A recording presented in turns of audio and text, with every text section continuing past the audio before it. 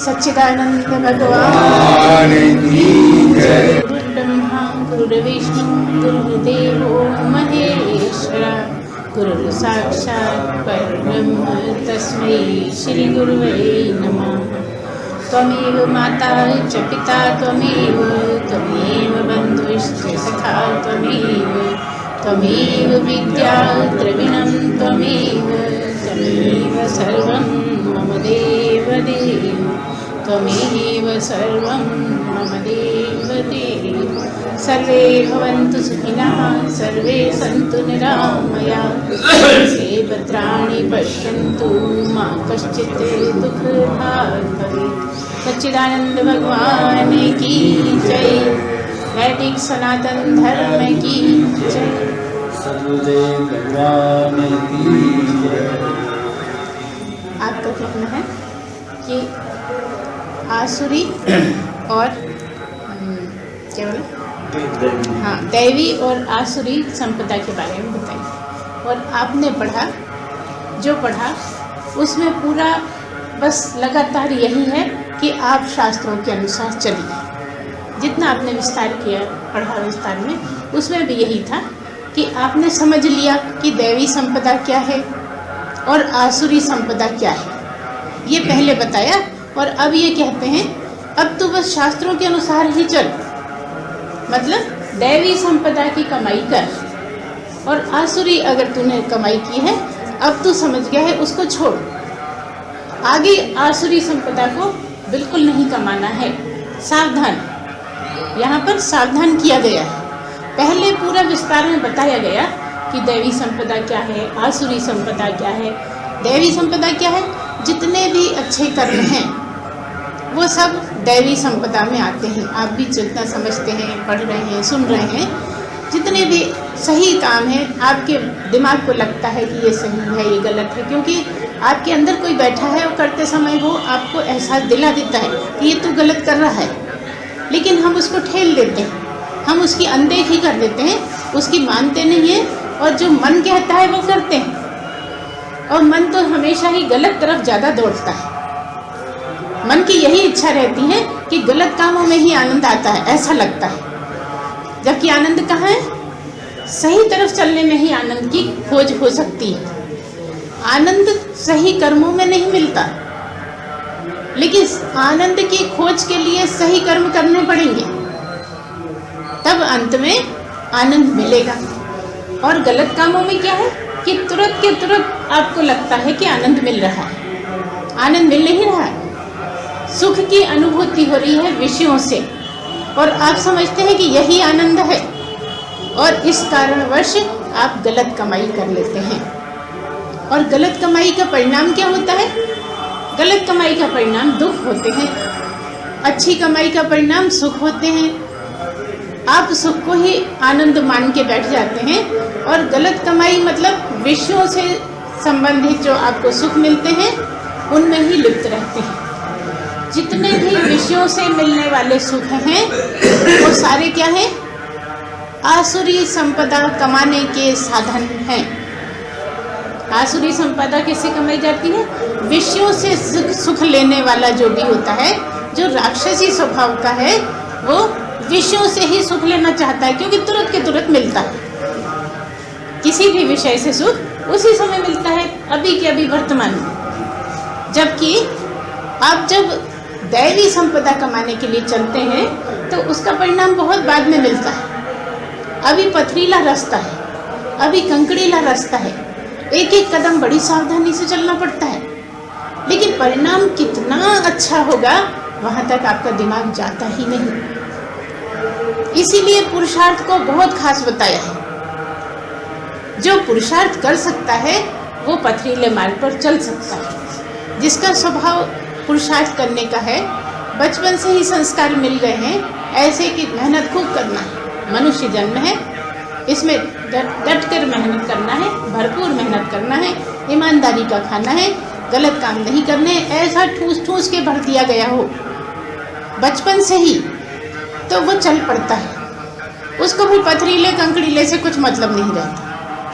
और दूसरी तरफ कहीं कहीं ये सिखाया जाता है तुम तो स्वार्थ में रहो, बस तुम तो अपना भला देखो, किसी का बुरा होता है तो होने दो, तुम तो अपना सिक्का देखो कि तुम्हारा सही किस तरह से तुम्हारी पटरी बैठती है, क्या करोगे, फिर तुम साम दाम दंड भेद सब करो। क्या मतलब है? इस तरह से आपने बहुत ज़्यादा आसुरी कमाई कर ली, और जब आसुरी कमाई कर ली तो नीचे की योनियों में जाना पड़ेगा, क्योंकि उसका यहाँ काटना कैसे होगा? उनका फल क्या है? किसी कर्म फल का मतलब है कि आप कोई टिड्डा बन गए, कहीं आप क्या बोलते हैं कांतर बन गए, केकड़ा बन गए, बिच्छू बन गए, है ना? ये सब किसके? तामसी प्रवृत्तियों के फल हैं। तामसी प्रवृत्ति में रहने के कारण जो कर्म हो जाते हैं उनका फल बिल्कुल निकृष्ट योनियों का है। और जो दैवी संपदा वाली हैं, जो अच्छे कर्म हैं, उसमें क्या होता है? अगर आपने कम से कम आसुरी संपदा इकट्ठी करी है, बहुत कोशिश करी, बहुत सावधान रहे और आसुरी संपदा इकट्ठी नहीं होने दी, होगी तो तब भी आप पूरे सावधान रहेंगे तो भी होगी। क्यों क्यों होगी बताइए? नहीं चाहते हुए भी गलत काम क्यों हो जाएंगे? 3 गुणों है कारण, 3 गुणों का है।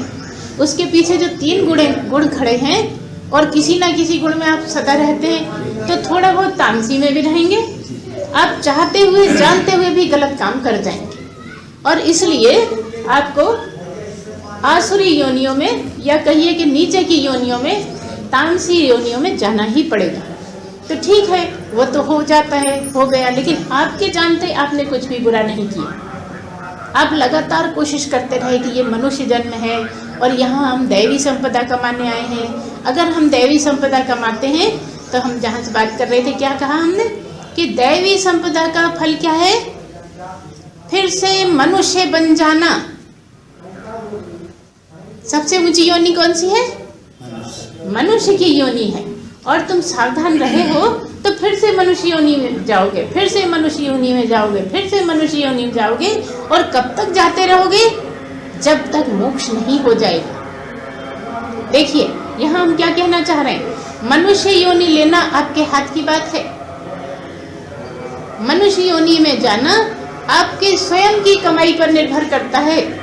यहाँ भगवान का दखल नहीं है। क्या बोल रहे हैं? गलत बोल रहे हैं क्या? जबकि आप क्या कहते हो, हमारी मर्जी कुछ होती नहीं है, सब भगवान जैसे चलाता है वैसे हम चलते रहते हैं। लेकिन केवल मनुष्य योनि ही तो है जिसमें भगवान ने स्वतंत्र छोड़ दिया है कि तू चाहे जैसा कर, फल मैं दूंगा। ये कंडीशन लगा दी कि कर ले जो चाहे सो, लेकिन फल तो मैं ही दूंगा। फल देना मेरे हाथ में, ना तो मैं ज़्यादा दूंगा ना मैं कम दूंगा, क्योंकि मेरी जेबें तो हमेशा खाली रहती हैं। मैं जेब में कुछ रखूं तो निकाल निकाल के बढ़ाना घटाना कर दूं, लेकिन मैं किसी को ना तो बढ़ा के फल देता हूँ ना कम करता हूँ। जैसा तूने कर्म किया वैसा तुझे भुगतने के लिए, तेरे कल्याण के लिए करता हूँ। मुझे कोई स्वार्थ नहीं है। तेरा कल्याण काहे में है? तेरा कल्याण इसी में है कि तेरे कर्म कट जाएं। तेरे कर्म काटने के लिए मैं तेरे सामने कर्मों के फल परसता रहता हूँ कि हिम्मत जुटा और काट। और हम क्या गलती करते हैं कि सुखों में तो बड़ा आनंद लेते हैं, सुख आते हैं तो अच्छा लगता है, लेकिन दुख आता है तो रोना शुरू, शिकायतें शुरू। हमने किसी के साथ बुरा किया ही नहीं, हमारे ही साथ भगवान ऐसा क्यों कर रहा है? अब तो आप बहुत दिन से सत्संग में बैठे हैं, आप सब जानते हैं कि भगवान कुछ नहीं करता, कुछ हमने ही किया होगा जिसका फल भगवान ने दिया है। भगवान तो न किसी के पक्ष में है न विपक्ष में है, और कहो तो इतना पक्ष में है कि वो तो सभी के पक्ष में है। बुरे से बुरे को भी उतना ही धूप पानी देता है जितना अच्छे से अच्छे को देता है। तो कहाँ है जरा भी उस पक्षपात है ही नहीं।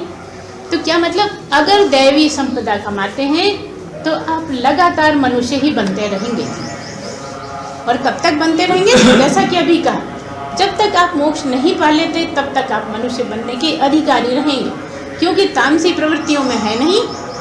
तामसी भाव आता है, आप चौकन्ने रहते हैं। देखिए, गुणों को समझने के लिए आपको सावधान रहना पड़ेगा। आपको हर वक्त सावधान इस तरह से रहना पड़ेगा कि मैं अभी कौन से गुण में चल रहा हूँ। और खासकर जब कभी गलत काम हो जाता है, होने लगता है, तो एकदम सावधान हो जाइए कि मेरा गुण चल रहा है तामसी, इसलिए वो मुझे बाध्य कर रहा है। तब क्या करना है? जबरदस्ती कुछ काम लेकर बैठना है। ये आपका प्रयास होगा। तामसी से राजसी में आने का प्रयास आपका ही होगा। आपने पहचान लिया कि तामसी प्रवृत्ति चल रही है, तो ऐसा तो हो सकता है, होगा ही। तो मैं क्या कर सकता हूँ इस समय? कोई किताब पढ़ने बैठ जाइए, कोई काम पड़ा हो घर का वो करने लगिए, बाजार जाके कुछ जरूरी काम कर आइए। तो क्या होगा? तामसी से राजसी में आ जाएंगे और गलत काम नहीं हो पाएगा। क्यों नहीं हो पाएगा? क्योंकि भगवान ने आपको स्वतंत्र छोड़ा है। अब विश्वास होता है कि नहीं, हमें नहीं पता है। आप अगर सावधान होंगे और अगर देखेंगे तो आपको सब बात ऐसी लगेगी शास्त्रों की कि बिल्कुल एक एक बात सही है, एक एक शब्द सही है।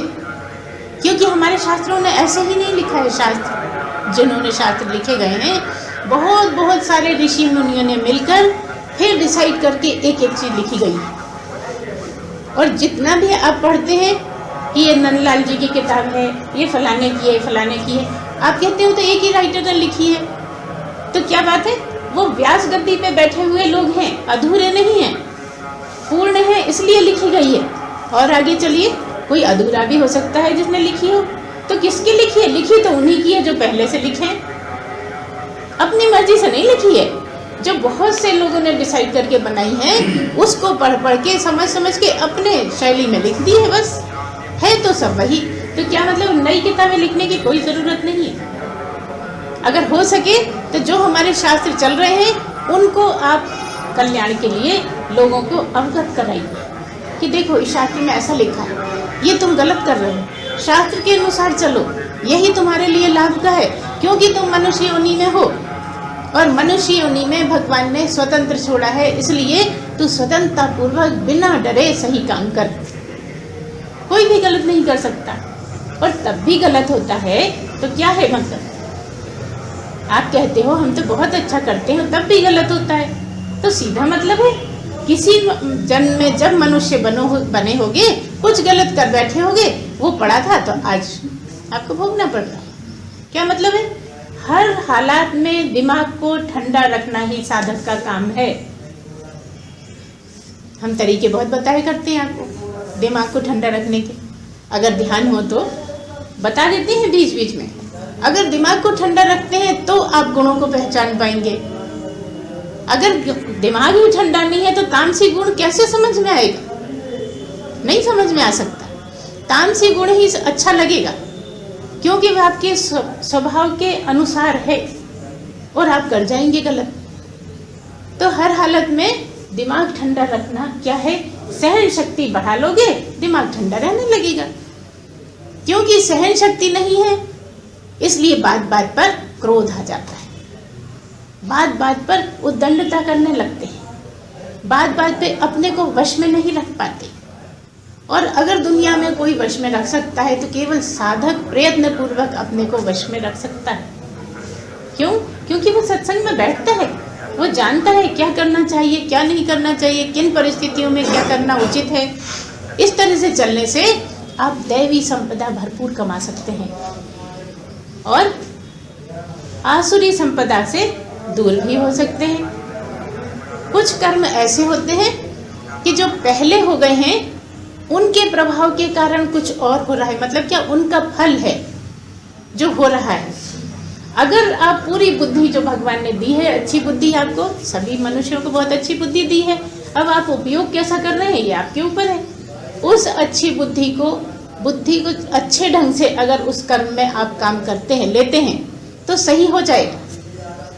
ये भी हम विश्वास दिलाते हैं कि कुछ गलत फल मिल रहा है, लेकिन उस समय आपने किस तरह से उसको काटा, किस तरह से उसके पार गए, इससे नया कर्म बना। क्या मतलब है? कर्म वही खत्म हो जाने के लिए क्या है? दो चीजों का भाव हो।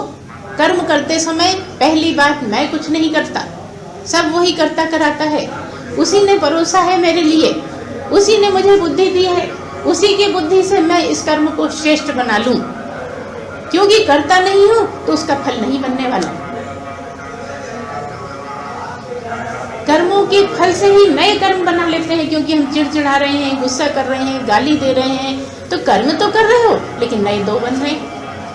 एक कर्म को निपटाने के चक्कर में दो नए कर्म बना लिए, और वो भी कैसे? आसुरी।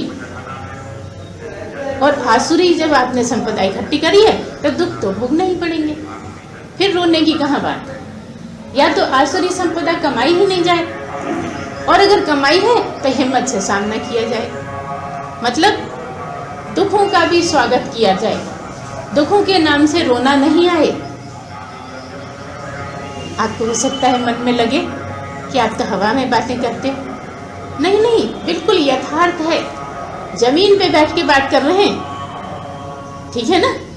और अगर आपको गलत लगता है तो अपने जीवन से पढ़िए, समझिए कि सही है कि गलत। हमने ये सब किया है, इसलिए हम जानते हैं, समझते हैं, हमने कहीं पक्षपात नहीं किया। जितनी कोशिश हुई, और हमने क्या किया? हमने तो कुछ किया ही नहीं। चलाया तो उसी ने, लाया तो वही यहाँ तक।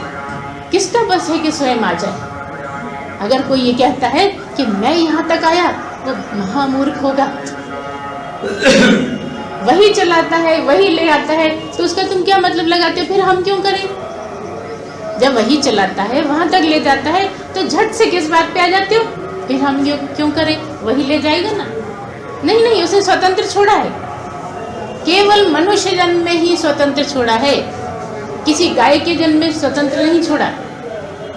ऊंट इतना ऊंचा जानवर है, उसके जन्म में भी स्वतंत्र नहीं छोड़ा।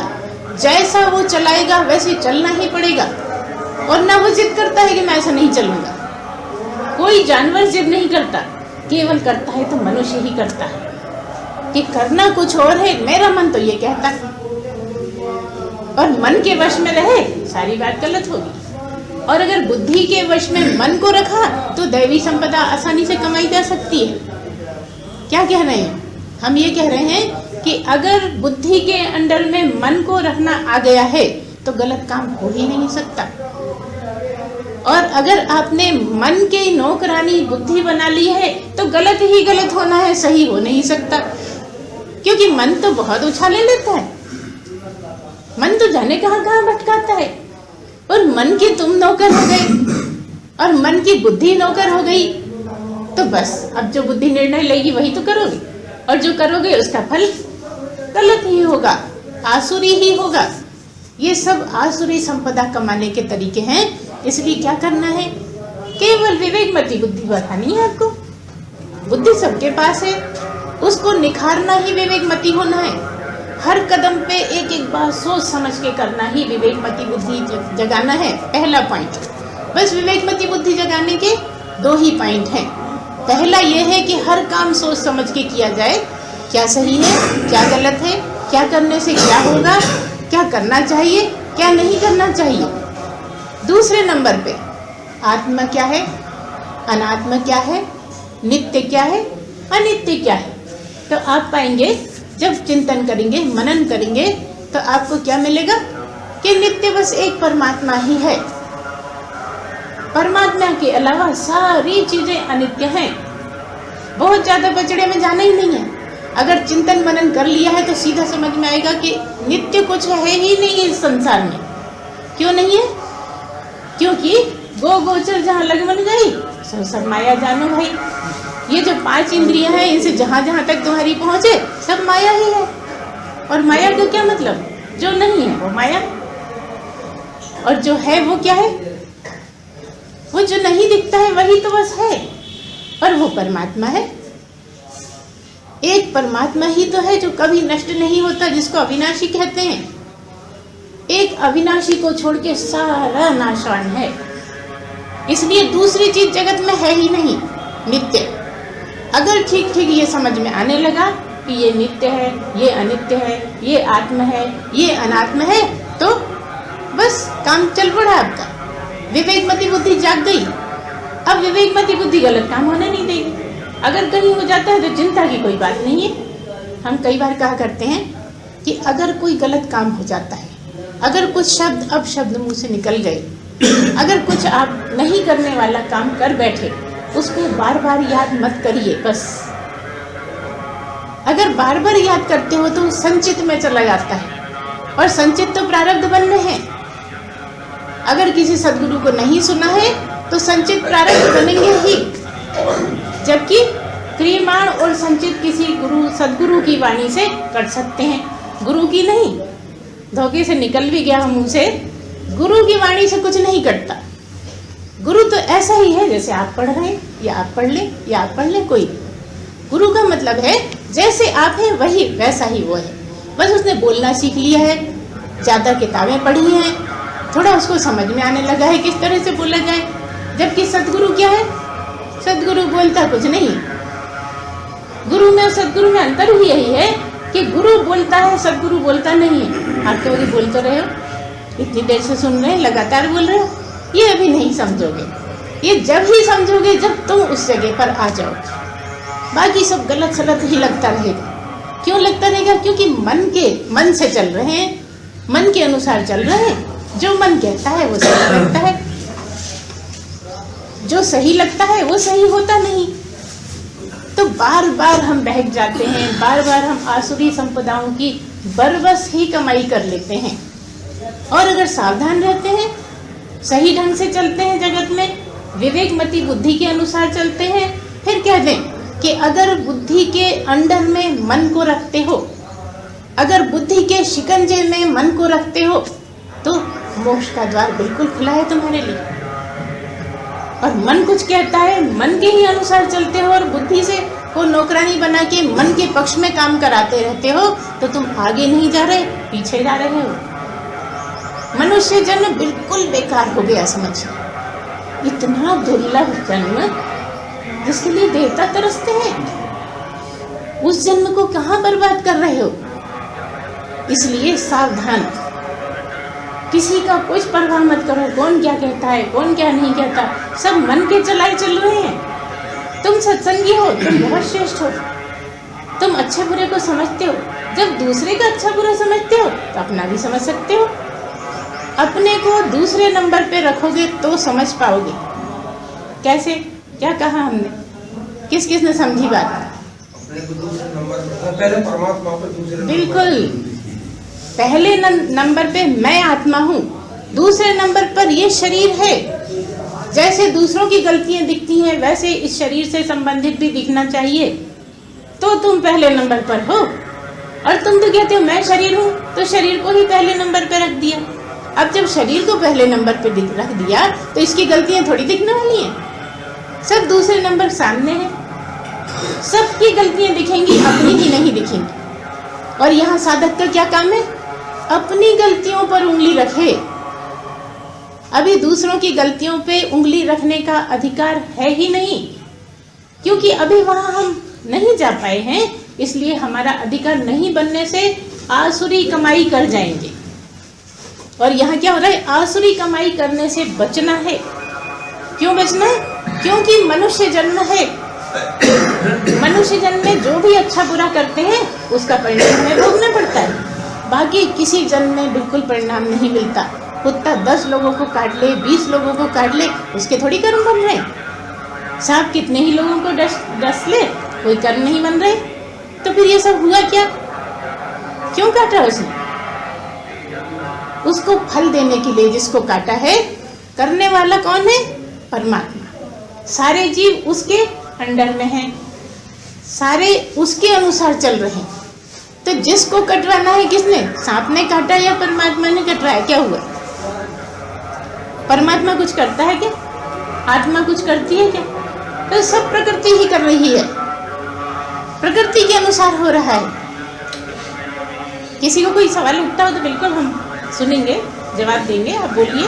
इसलिए ये है भगवान के कर्म जो मनुष्य करता है, तो कर्म 3 तरह के बताए हैं। कर्म जो करता है, कर्म काटने की कोशिश करता है, कर्म खत्म करने की कोशिश करता है। चलते चलते कर्म तो खत्म हो नहीं पाते और नया कर्म बन जाता है। तो वो नया कर्म ना बने और कर्म कट जाए तो ये कैसे हो पाए? इतनी देर हम यही बोला कि आप जो भगवान ने जो आपको कर्म फल परोसा जी, और आप तामसी भाव में उस कर्म को गलत ढंग से कर गए, तो एक कर्म तो आपको काटना था, आपने बना लिए 5। यही बात आप कह रहे हैं कि यही आपकी गलती हो जाती है कि जो बुद्धि भगवान ने दी है उसको आपने विवेकमती नहीं बनाई, और विवेकमती नहीं बनाने के कारण तामसी भाव में तुम काम कर गए।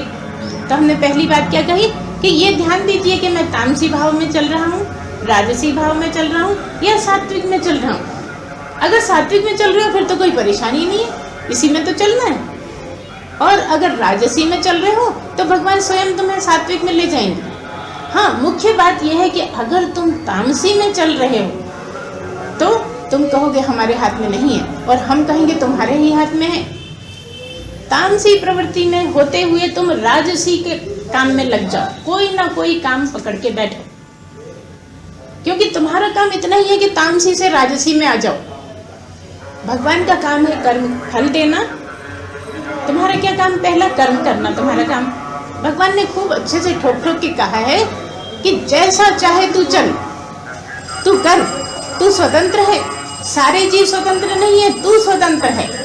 इसलिए तुझे जो मैंने अच्छी बुद्धि दी है उससे उसे काम में ले और अच्छे से काम कर, ठीक है ना? ऐसे ही तो जब तुम उसको बिना बुद्धि के काम करते हो, जब बिना बुद्धि से क्या मतलब है?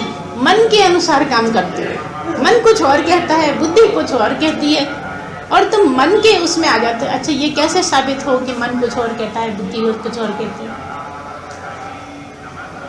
जब भी आप कर्म करते हो संकल्प विकल्प उठते हैं कि नहीं? वहीं से तो शुरुआत है। सर्वारंभ परित्यागी। सर्वारंभ कहाँ से हो रहा है? जड़ कहाँ है? मन। मन से उठता है करूं कि नहीं करूं, जाऊं कि नहीं जाऊं, खाऊं कि नहीं खाऊं। अब जरूरत है विवेक की। विवेक सोचे समझे, उस पर निर्णय ले, गहराई से सोच के करूंगा तो क्या होगा, नहीं करूंगा तो क्या होगा, खाऊंगा तो क्या होगा, नहीं खाऊंगा तो क्या होगा। अभी अभी में मैंने खाना खाया है, अभी खाने का कोई मतलब नहीं है। कौन कहेगा? विवेकमती बुद्धि कहेगी कि 4 घंटे खाना, दिन में 3-3 बार तो खाना रहता है, तो अभी क्यों खाता है? 10 लग जाएंगे तो शाम को भी नहीं खा पाएगा। विवेकमती बुद्धि कहेगी अभी नहीं, 4 घंटे बाद। और मन कहेगा सामने है, खा ले, फ्री का मिल रहा है, खा ले। मन ऐसे ही चालाकी करता है। मन ऐसे ही आपको अधोगति में ले जाता है। मन का काम यही है कि आपको अधोगति में ले जाए, और विवेकमती बुद्धि का काम है कि आपको बहुत उठा दे। विवेकमती बुद्धि ही संभाल सकती है। अगर विवेकमती बुद्धि जगा ली है और उसके अनुसार काम कर रहे हो तो गलत हो ही नहीं सकता कि एक काम निपटाने के चक्कर में हम 5 नए कर बना लेते हैं। तो अभी हमने सारा वर्णन करा, उसमें बस 2 ही ध्यान रखने हैं। पहला काम क्या है? अकर्ता हो जाना। मैं कुछ नहीं करता, सब वही करता है। पहले पॉइंट पे क्या आपको धारणा रखनी है गहरी? मैं कुछ नहीं करता, मैंने कभी कुछ किया ही नहीं। अच्छा, हम इसको सिद्ध कर देते, आपने सचमुच कभी कुछ नहीं किया। आप क्यों करता सा लगता है? क्योंकि आप कहते हो ये मैं हूं, ये तो शरीर बैठा है, ये तुम थोड़ी हो। तुम तो वो हो जिसका सारे में वास है। यहीं बैठे बैठे कहीं भी क्यों पहुंच जाते हो? क्योंकि तुम सब जगह विचर सकते हो, और विचरना है नहीं। इतने ठसाठस भरे हो कि कोई जगह तुमसे खाली नहीं। तो तुम कहाँ नहीं हो? तुम ही डिसाइड करो कि कहाँ नहीं हो। लेकिन तुमने इसको मान लिया है सीमित को मैं, और जो सीमित को मैं माना है तो गलतियां तो होंगी, क्योंकि ये तुम हो नहीं। मान लिया है इसको, और मन को बहुत पावरफुल बना लिया है। मन की मान के उसको इतना मोटा ताजा कर लिया है कि बस वही खींचे खींचे फिरता है। तो विवेकमती बुद्धि से जब काम लोगे तो नए कर्म बनने ही वाले नहीं है। दूसरा पॉइंट विवेकमती बुद्धि का है। पहला पॉइंट मैं अकर्ता हूँ। बस इन 2 पॉइंट के सहारे आपके नए कर्म बन ही नहीं सकते। आपके हाथ में हम विश्वास दिलाते हैं, क्योंकि केवल मनुष्य जन्म ही ऐसा है जो सब कुछ आपके हाथ में है। लेकिन आप क्या समझते हैं? मेरे हाथ में कुछ नहीं है। अब देखिए, आज थोड़ी सी इसी पर चर्चा करते हैं। हर मनुष्य को लगता है कि हमारे हाथ में कुछ नहीं है ना। सब कहेंगे, कहीं भी निकल जाइए आप, अरे करना तो बहुत चाहते हैं लेकिन हमारी मन की होती ही नहीं है। पता नहीं क्यों ऐसे सजा दे रहा है। सब मजे कर रहे हैं और हमें ही परेशान करता है। कौन? परमात्मा। दूसरे से बात करके देखिए, वो कहता है बाकी सब मजे में है, मैं ही परेशान हो रहा हूँ। तीसरे से बात करिए, वो कहता है बाकी सब परेशान हो रहे हैं, मैं ही सब मजे में है, मैं ही परेशान हो रहा हूँ। ऐसा ही है ना। तो ऐसा क्यों लगता है आपको कि दूसरे मजे में? एक आदमी तो ऐसा ढूंढ लाओ जिसको दुख ना मिलते हो।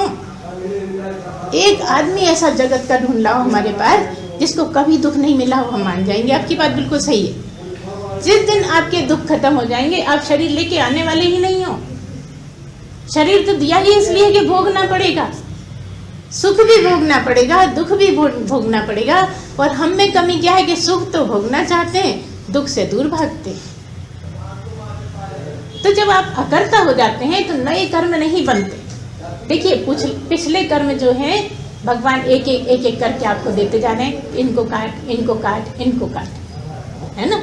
और तुम बन गए अकर्ता। बड़ी मुश्किल से, बड़ी सावधानी से, बड़ा प्रयत्न कर करके तुम ठीक ठीक ये जान गए कि मैं कुछ नहीं करता। ठीक है, तो जब कुछ नहीं करते तो अगले कर्म तो बनने ही नहीं है, पक्की बात हो गई। और पिछले पड़े हैं जन्मों के, वो तुम कहाँ से ढूंढोगे किस जन्म में क्या किया था? तो वो भगवान परस ही रहे हैं। तो बस विवेकमती बुद्धि से उन कर्मों को काटते हुए आगे चलते चले जाइए। अगर आप इतना कर सकते हैं तो हम सच कहते हैं इसी जन्म में आप अधिकारी हैं। मुश्किल काम नहीं है, उधर ध्यान मत दीजिए, सब होता रहता है दुनिया। आप तो बस यही रहिए, ध्यान से सुनिए। हम ये कह रहे हैं कि अगर आप विवेकमती बुद्धि के चलते विवेकमती बुद्धि जगा ली है, अकर्तापन ठीक ठीक समझ गए हैं, तो आप इसी जन्म में मोक्ष के अधिकारी हैं। फिर कह दें कि आप हिंदू हैं, आप भारत में जन्मे हैं, आपको सत्संग सौभाग्य से मिला है। और सबसे दुर्लभ चीज सत्संग मिलना ही है। और उसके बाद भी आपके भाग्य की क्या सराहना करें हम? हमें गलत ढंग से मत लेना आप। कोई सदगुरु मिल गया है, इससे बड़ी चीज क्या होगी? मतलब भगवान कुछ चाहता है तुमसे कि इतना मैंने उपलब्धि करा दी तेरी, और तब भी तू विवेक से काम नहीं ले, तो मैं क्या करूंगा? बता, जो करना है तुम्हें ही करना है। अब इतना होने के बाद तो मोक्ष सामने खड़ा है, सही देखा जाए। बस एक बार सही चल पड़े, कोई भी पहुंच सकता है। तो क्या मतलब है? बस विवेकमती बुद्धि जगा लीजिए और बार बार सदगुरु से ये अभ्यास कर लीजिए, सुन सुन के कि मैं कुछ नहीं करता, पक्का है। और चलिए, आप कहें बड़ी दावे करती थी कि इस जन्म में पालोगे तुम, इस जन्म में मोक्ष के द्वार में प्रवेश पा जाओगे, तो हम तो पक्का कह रहे हैं। हम तो कहते हैं कपड़े बदलने भी पड़े एक दो बार तो क्या परेशानी, चल तो पड़े। अब जब चल पड़े हो तो पहुंच ही जाओगे। जब तक मंदिर के लिए नहीं निकले थे घर से, तब तक संशय था कि जा ही नहीं पाए, अब पता नहीं कब जाएंगे, फिर अगले दिन भी नहीं जा पाए, 1 महीना हो गया, 2 महीने हो गए। लेकिन जिस दिन चप्पल पहन के घर से निकल पड़े, पहुंच ही जाओगे। आधा घंटे में, 1 घंटे में किसी से बात भी करने लगे थोड़ी देर, बाद में फिर चल पड़ोगे और पहुंच जाओगे कि नहीं पहुंच जाओगे? बस निकलने की ही देर है।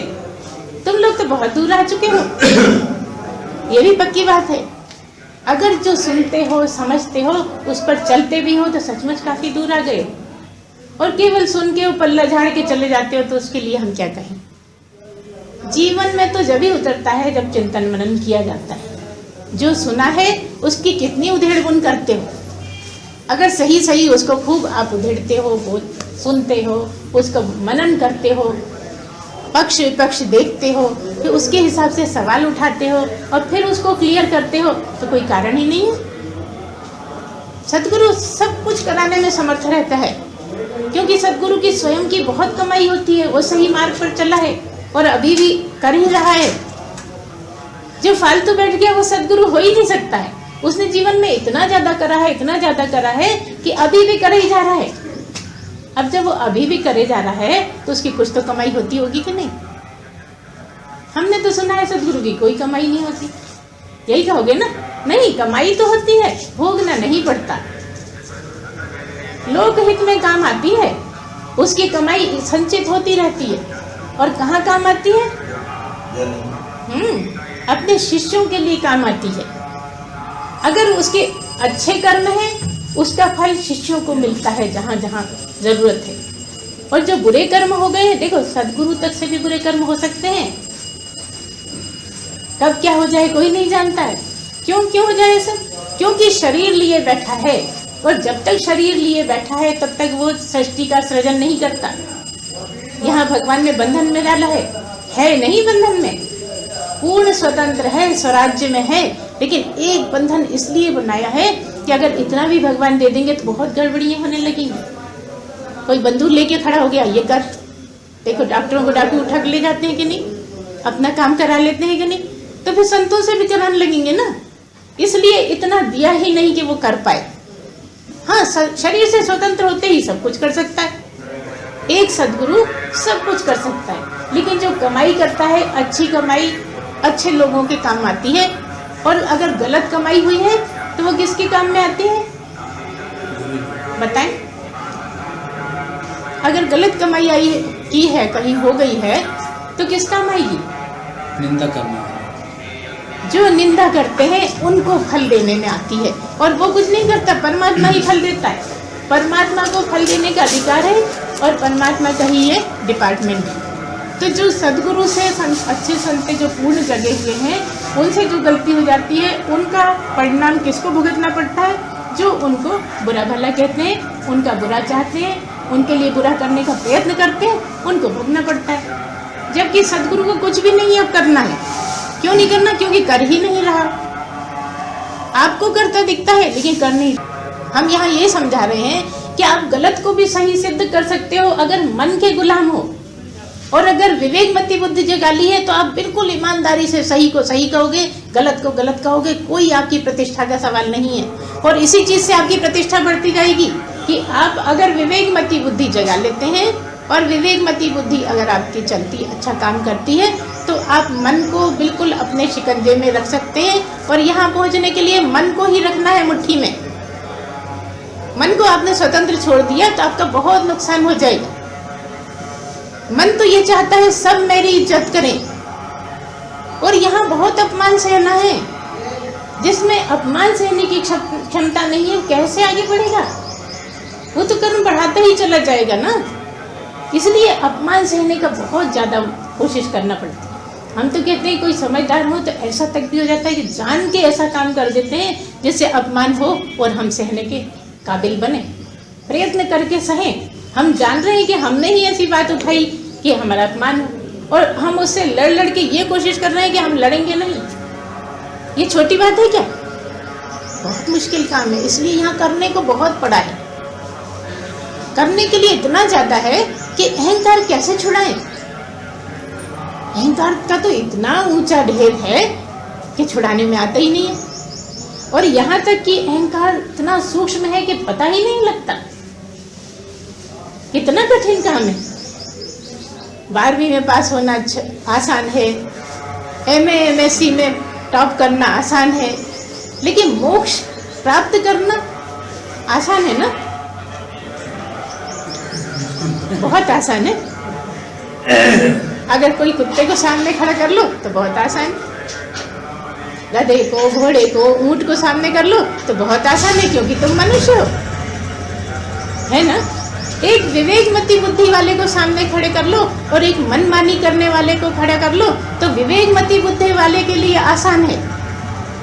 मनमानी करने के लिए जो मनमुखी है वो नहीं कर सकता, नहीं कर सकता, नहीं कर सकता। इसलिए विवेक जगाना अत्यंत आवश्यक है। इसलिए तितिक्षा मतलब सहन शक्ति बढ़ाना बहुत ज्यादा आवश्यक है। तुम देखो तुम कितनी देर सह सकते हो। बार बार प्रयत्न करो कि कितनी देर तक तुम्हें क्षमता है। कोई तुम्हें बुरा कहे जा रहा है और तुम कितनी देर सुन पाते हो अपनी बात। कोई तुम्हें गाली दे रहा है, तुम कितनी देर उसको गाली नहीं दे पाते। ये तुम्हारी विजय है। अगर मानो तो, नहीं मानो तो स्वतंत्र हो। हम थोड़ी कह रहे हैं, सब अपने अपने मर्जी के मालिक हैं। जिसको जैसे चलना हो वैसे चले। हम किसी पे जबरदस्ती नहीं कर रहे हैं कि आप मोक्ष पाइए। आप चाहें जो करें। तो क्या है मोक्ष? अब ये बताइए, हम प्रश्न के जवाब में एक प्रश्न रखते हैं। आप तो दुख बहुत भोगना चाहते हैं ना? आपको दुख अच्छे लगते हैं ना? कि आपका कहना है कि मोक्ष क्या है। इसलिए हमने सवाल करा कि यहाँ पर कौन ऐसा है जो दुख चाहता है। एक ऐसा बताओ। काफ़ी बैठे हैं, जितने भी हैं, इनमें से कोई ऐसा है जो दुख चाहता है? कोई ऐसा है जो आनंद में ना रहना चाहता हो? और यहाँ की तो छोड़ो, बाहर वाले भी सब आनंद ही चाहते हैं। और हर जीव आनंद चाहता है। चींटी क्यों घूम रही है? आनंद की तलाश में, है ना। कोई जानवर सड़क पे क्यों घूम रहा है? आनंद की तलाश में।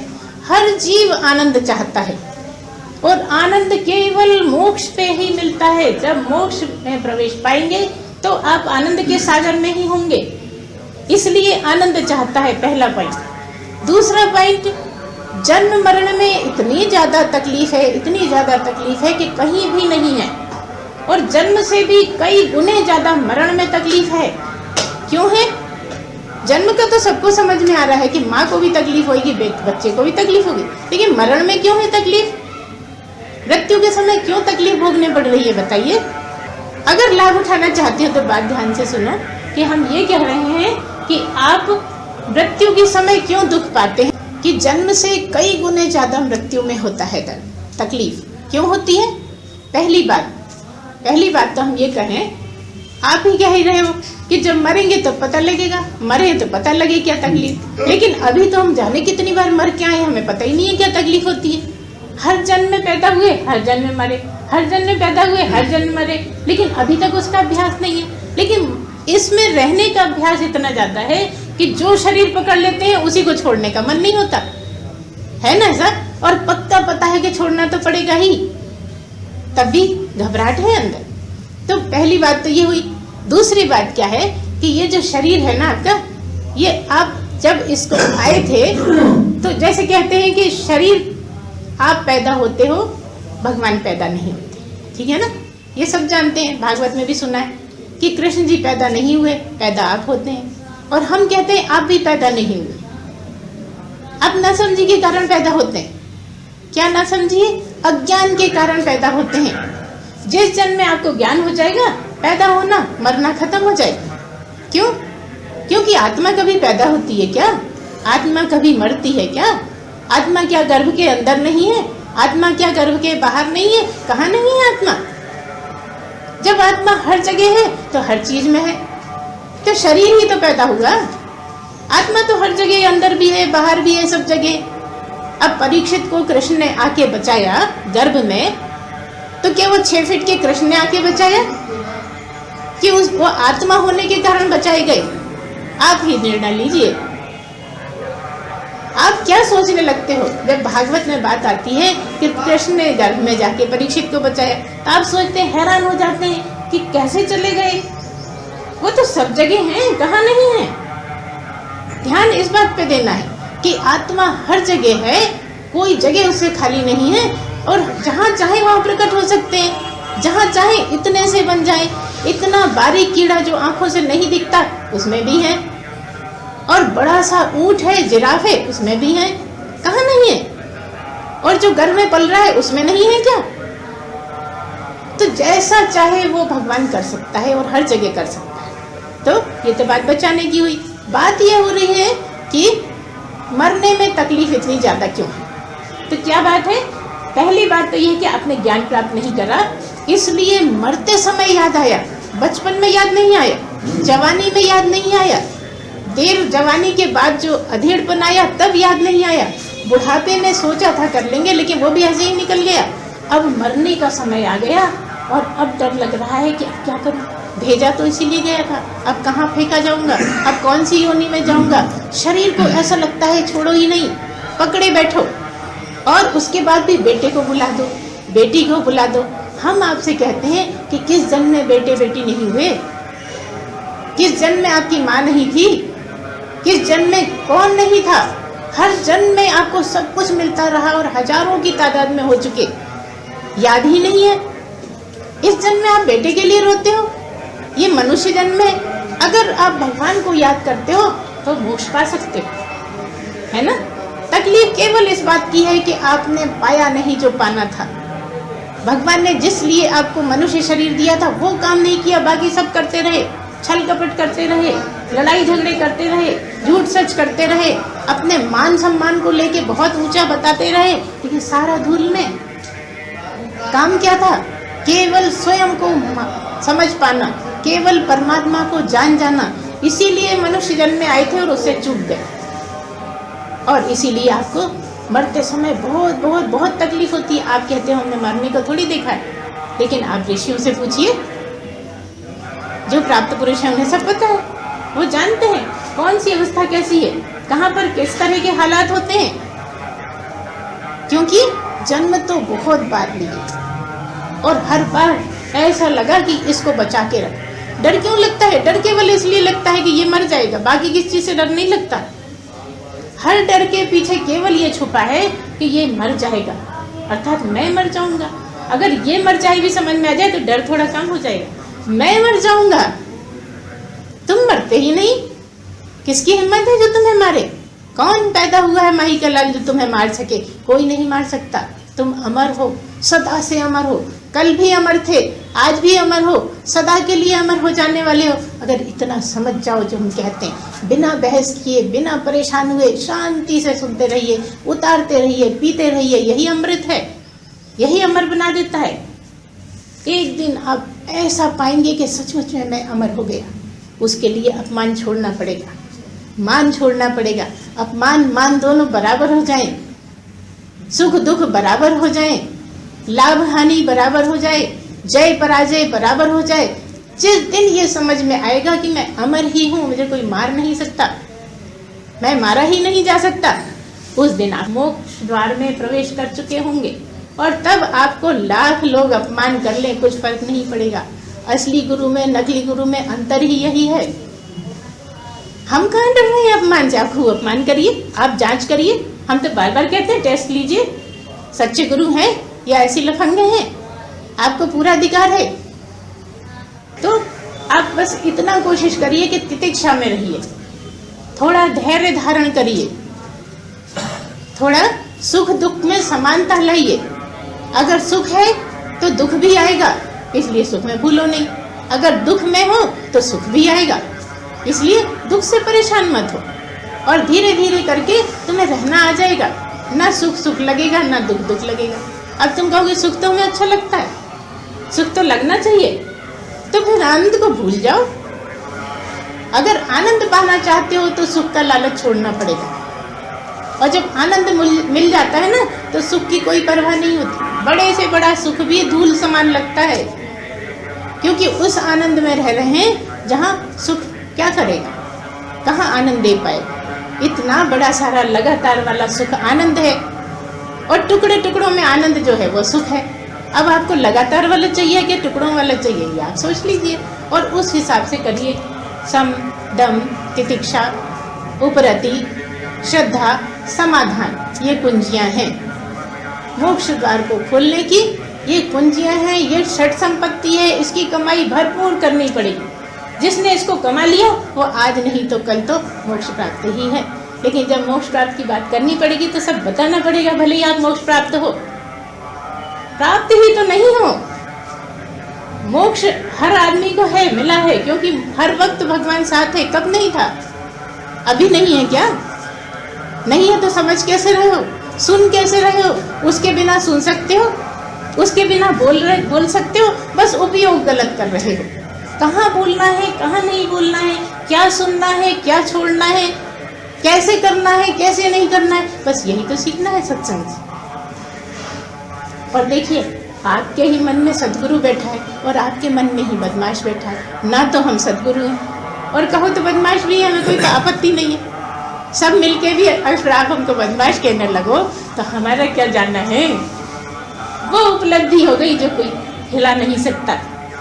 ऐसी जगह पहुंच गए, सारा संसार बोलने लगे, हमें कुछ फर्क नहीं पड़ता। वही तो सदगुरु है जिसका इतना साफ साफ हो कि मेरा कोई कुछ नहीं बिगाड़ सकता और आप भी सब हो सकते हैं। तो आप इसका लाभ उठाइए, जितना हो सके लाभ उठाइए। हमें कोई जबरदस्ती नहीं है कि हमें सदगुरु मानो, कुछ भी मानो, स्वतंत्र हो सब। लाभ उठा सकते हो तो उठा लो, यही विवेकमती बुद्धि है। बोलिए सच्चिदानंद भगवान जय। पूर्णमदः पूर्णमिदं पूर्णात् पूर्णमुदच्यते पूर्णस्य पूर्णमादाय पूर्णमेवावशिष्यते। ओम शांति शांति शांति। सच्चिदानंद भगवान की जय।